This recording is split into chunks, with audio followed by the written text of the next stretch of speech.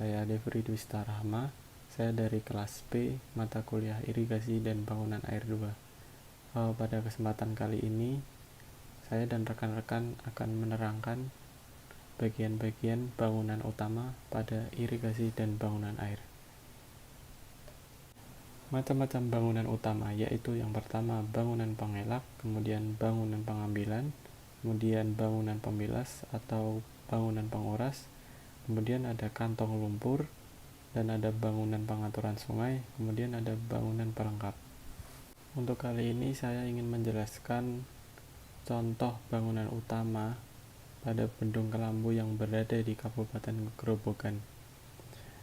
Bendung Kelambu ini berasal dari dua sungai, yaitu Sungai Serang dan Sungai Lusi. Bangunan utama yang pertama yaitu bangunan pengelak. Jadi bangunan pengelak secara definisi adalah bagian dari bangunan utama yang dibangun di dalam air. Bangunan ini diperlukan untuk memungkinkan dibelokkannya air sungai ke jaringan dengan jalan menaikkan muka air sungai atau mengambil air dari dasar sungai.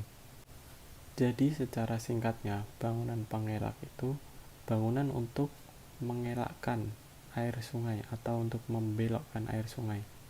Yang harus diperhatikan dalam bangunan pengelak itu pemilihan lokasi dan tipe bangunan pengelak itu.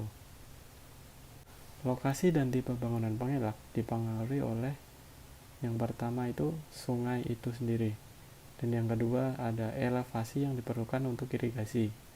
Kemudian ada topografi pada lokasi, dan kemudian ada geologi teknik pada lokasi, dan yang terakhir ada metode pelaksanaan.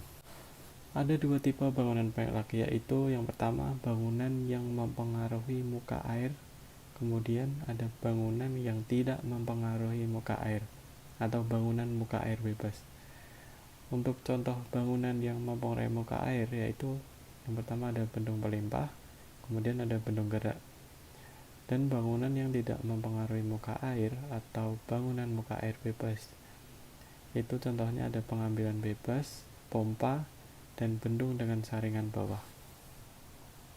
Jadi secara singkat, bangunan pengelak itu adalah bangunan untuk membelokkan air sungai untuk keperluan tertentu. Misalnya untuk keperluan sebelum masa konstruksi bendung itu sendiri, dan untuk keperluan irigasi. Namun, untuk keperluan irigasi tidak selalu menjadi keharusan untuk meninggikan muka air. Jika muka air terlalu rendah dan sulit diadakan pembendungan karena masalah tanggul banjir dan sebagainya, maka dapat dipertimbangkan dengan menggunakan pompa. Berikut secara singkat penjelasan dari saya tentang bangunan pengelak. Untuk tipe-tipe bangunan utama lainnya akan dijelaskan oleh rekan saya. Ya, ini ada bangunan pengambilan. Bangunan pengambilan ini berfungsi untuk mengelakkan air dari sungai dalam jumlah yang diinginkan. Pengambilan ini dibuat sedekat mungkin dengan pembilas dan as bendung. Pertimbangan utama dalam merencanakan bangunan ini adalah debit rencana dan pengelakan terhadap sedimen. Halo, saya Mega Agnaeta. Saya akan menerangkan bagian bangunan utama, yaitu bangunan pembilas atau penguras. Bangunan pembilas atau penguras dibuat tepat pada tubuh bendung, yaitu di hilir bangunan pengambilan. Bangunan pembilas atau penguras ini berfungsi untuk mencegah masuknya sedimen kasar ke jaringan. Jika pada kedua sisi dari sungai dibuat bangunan pengambilan, maka bangunan pembilas juga dibuat pada kedua sisinya. Dua tipe bangunan penguras, yaitu ada penguras bawah, yang terdiri dari plat beton mendatar di depan dan setinggi ambang pengambilan, di antara pintu pengambilan, pintu penguras, dan pilar. Ada juga pintu penguras, dibangun sebagai terusan dari tubuh bendung di dekat dan di sebelah hilir ambang pengambilan. Tingginya pintu penguras sama dengan tinggi bendung sehingga dapat dilimpasi air banjir di atasnya. Bangunan kantong lumpur, bangunan yang berfungsi untuk mengendapkan sedimen yang lebih besar daripada pasir halus dengan ukuran 0,06 sampai 0,07 mm. Bangunan ditempatkan di hilir pengambilan sebelum air dibagi ke saluran induk. Bangunan ini dibersihkan secara berkala dengan menggunakan aliran air deras di mana endapan dibawa masuk kembali ke dalam sungai. Di dalam bangunan kantong lumpur terdapat bendung, pembilas, pengambilan utama, kantong lumpur, pembilas, pengambilan saluran primer, dan saluran pembilas. Di sini saya akan menjelaskan pengertian dari bangunan pengaturan sungai. Bangunan pengaturan sungai merupakan bangunan khusus yang berada di sekitar bangunan utama yang berfungsi untuk menjaga agar bangunan itu tetap berfungsi dengan baik. Bagian-bagian dari bangunan tersebut yaitu berupa seperti bangunan krip, matras batu, atau pasangan batu kosong sebagai dinding pengarah untuk melindungi dari kerusakan yang diakibatkan dari gerusan maupun sedimentasi.